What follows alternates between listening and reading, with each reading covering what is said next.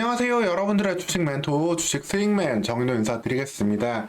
오늘 시간도 핵심만 쏙쏙 뽑아서 종목에 대한 내용 쉽게 풀어드릴 테니까 여러분들은 영상 편안히 보시면서 투자 대응해 가시면 되겠습니다. 영상 보시면서 구독과 좋아요도 한 번씩 눌러주시면 감사하겠습니다. 오늘 같이 살펴볼 종목은 위메이드가 되겠는데요. 위메이드 계속 좀 어려운 상황에 있었지만 다시 한번 신작 게임에 대한 기대감, 그리고 위믹스의 재상장 기대감으로 주가의 상승 모멘텀을 좀 빠르게 찾아볼 수 있는 상황을 맞이할 수 있는 또 기회도 있다라고 보시면 되겠습니다. 제가 일전에 위메이드 이렇게 급락하는 시점에 어디에서 저점을 보고 좀 대응을 하면 좋을지 관련된 내용들, 그리고 위메이드가 어떻게 돈을 버는지 자세히 말씀을 드렸었는데요.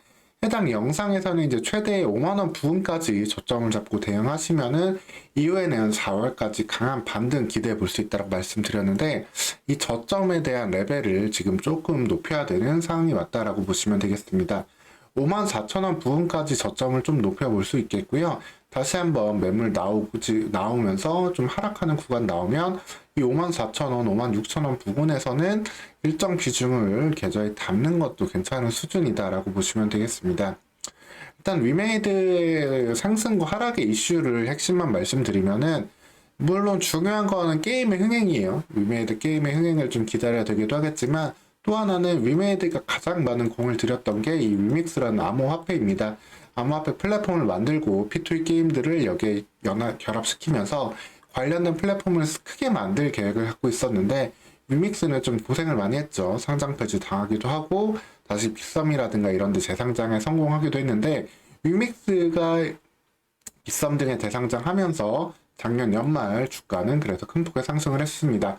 하지만 관련된 기대감은 좀 단기 모멘텀으로 소화가 된 다음에 중국에서 게임말 악재가 좀 나왔죠. 12월 22일인데 중국 정부가 게임 산업에 대해서 뭐 일일 접속이라든가 게임당 구매할 수 있는 한도에 대한 규제, 이런 이슈들을 꺼내버리니까 중국의 이 큰 텐센트라는 게임 기업도 당일 15%까지 하락을 보이기도 했고, 관련돼서 국내 게임 기업들 모두 다 그날 대체적으로 하락을 맞았습니다.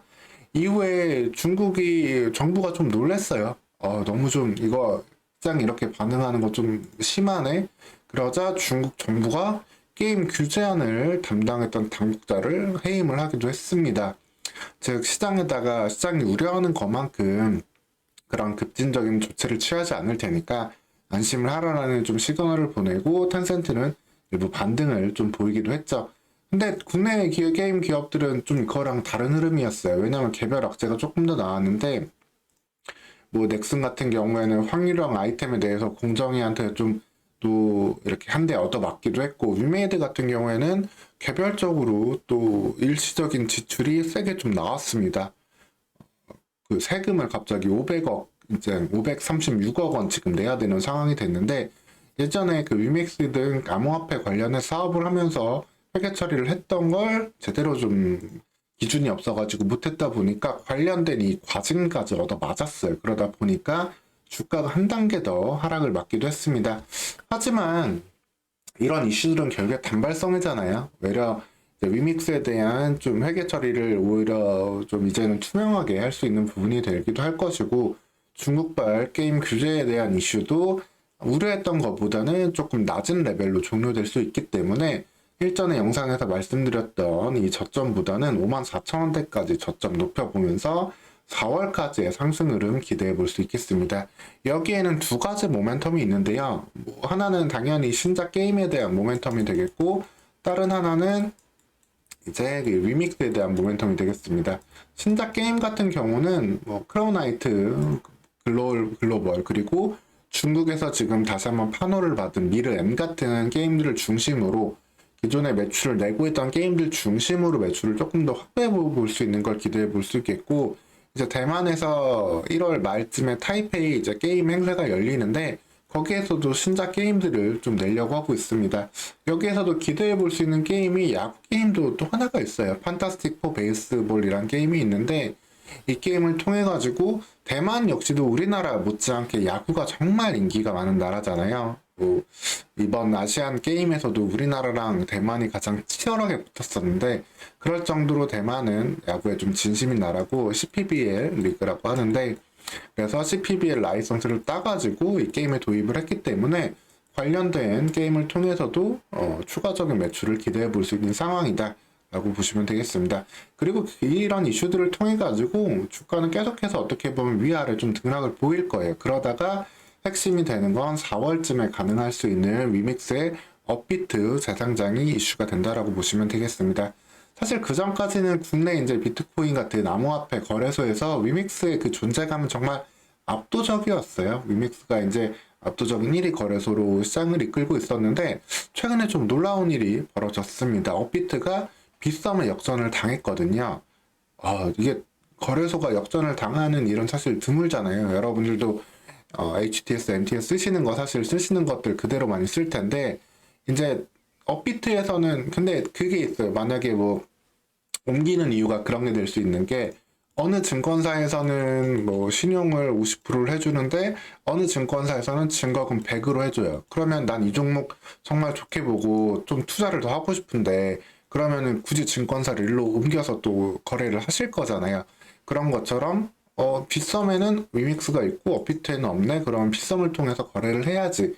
이런 수요가 계속해서 일부분 나올 수 있다라고 보시면 되겠습니다. 그러다 보니까 업비트 역시도 다시 한번 위믹스를 재상장시킬 만한 이슈가 될 수 있다라고 보시면 되겠습니다.